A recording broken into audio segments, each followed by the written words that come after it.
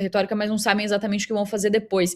E, professor, eu queria abordar com você um pouco sobre o ICE, né, e as mudanças do ICE. Até uma jornalista, a Caitlin Dickerson, que ganhou um prêmio Pulitzer fazendo reportagens ligadas à imigração, ela deu uma extensa entrevista ao The New York Times e ela estava falando sobre esse componente supremacista branco envolvendo o ICE. Ela falou, por exemplo, sobre o Destino Manifesto, né, e que o Manifest Destiny, em inglês, né, é algo que é como se fosse um chamado, né, e uma mensagem ali que chama seguidores do QAnon e também do Proud Boys, desses grupos extremistas, né, e falando, enfim, eles falam sobre recrutar patriotas e etc., mas agora começa a se discutir essa questão de ideias nacionalistas brancas dentro do ICE, desse recrutamento e dessa ação. O Lori falou também sobre isso.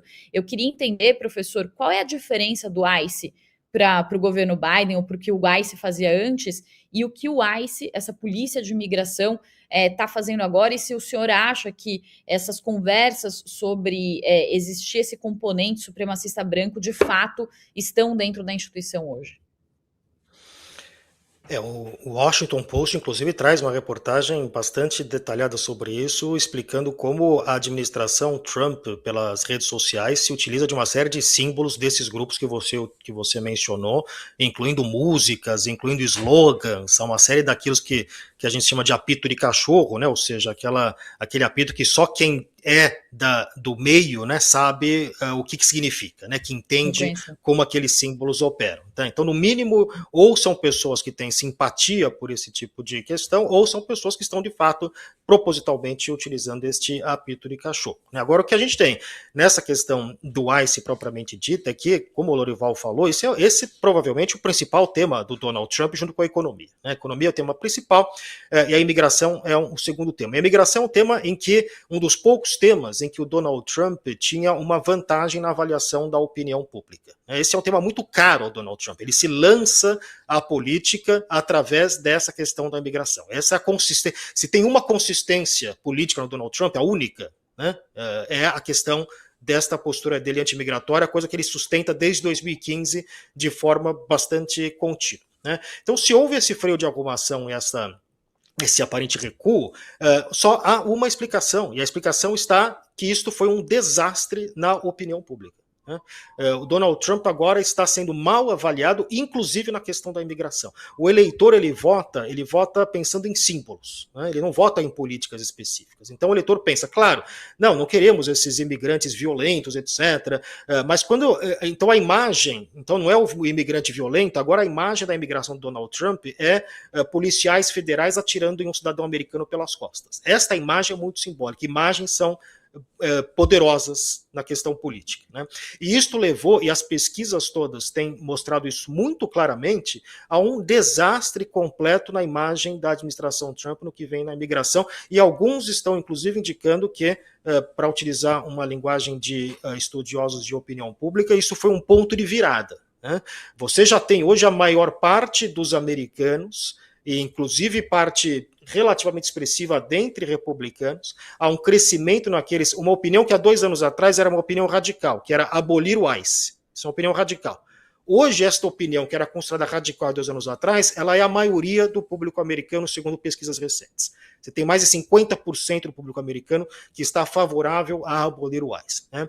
Isso mostra como, quer dizer, se você tem uma mudança de opinião tão drástica em apenas 2 anos, estou falando de chegar a 50 pontos de mudança nessa questão específica, isto é um fenômeno de opinião pública bastante grave. Né? Eu acho que esse é o diagnóstico um pouco que a administração Trump chegou. Essa é a única explicação. Quer dizer, o Donald Trump, a gente sabe, ele não recua nunca. Né? Ele só recua quando existem custos. E o custo é ou econômico ou político. Então, se ele coloca tarifa e a bolsa cai, ele tira a tarifa.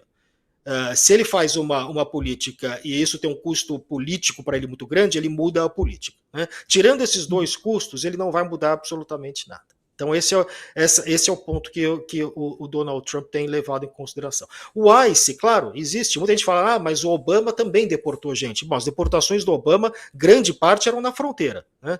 O que tem acontecido com o ICE no governo Trump é que eles estão caçando gente nas ruas e perguntando qual é a cidadania dela, mostrando os seus papéis. Tem sotaque, não tem sotaque. Né? Isso encorajado por uma administração e por uma Suprema Corte que deu uma decisão que permitiu isso.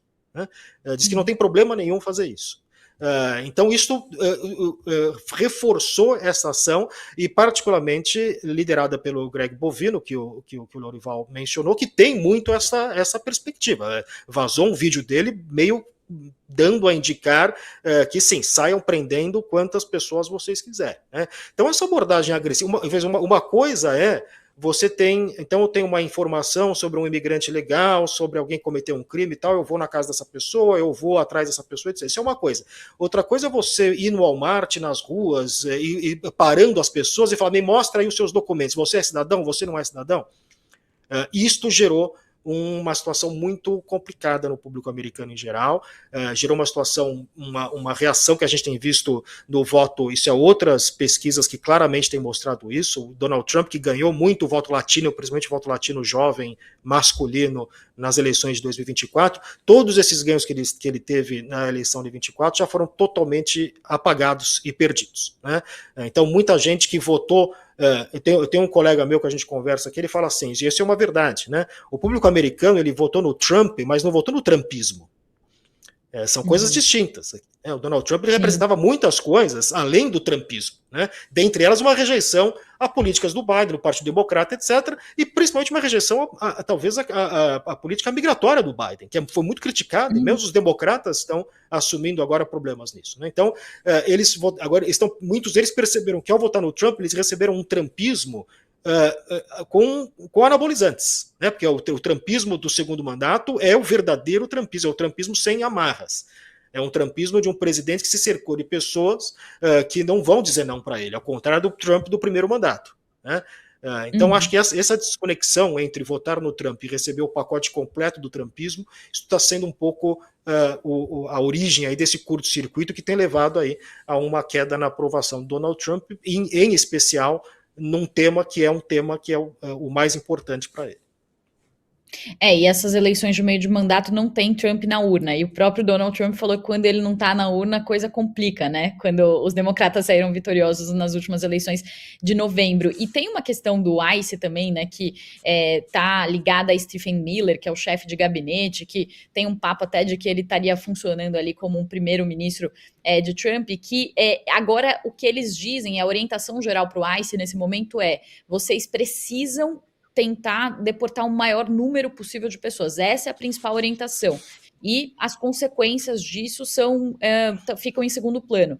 E antes, o ICE sob Biden era, primeiro lugar, precisa ser uma operação segura e sem intercorrências, né, para conseguir endereçar esse objetivo, né, de deter as pessoas que estão de forma irregular nos Estados Unidos. Então, mudou essa postura do ICE no sentido de que agora não importa a agressividade que os agentes do ICE usam, tanto é que eles estão mascarados, os vídeos que estão circulando muito na internet mostram esses agentes todos usando máscara, não tem mais um agente que mostra o rosto, né? Agora eu estava acabando de ver um vídeo também de uma mulher ali que tinha dificuldades de mobilidade, que foi carregada por agentes do ICE, todos eles mascarados, enfim. E aí eu queria perguntar, Lori, até uma questão aqui que um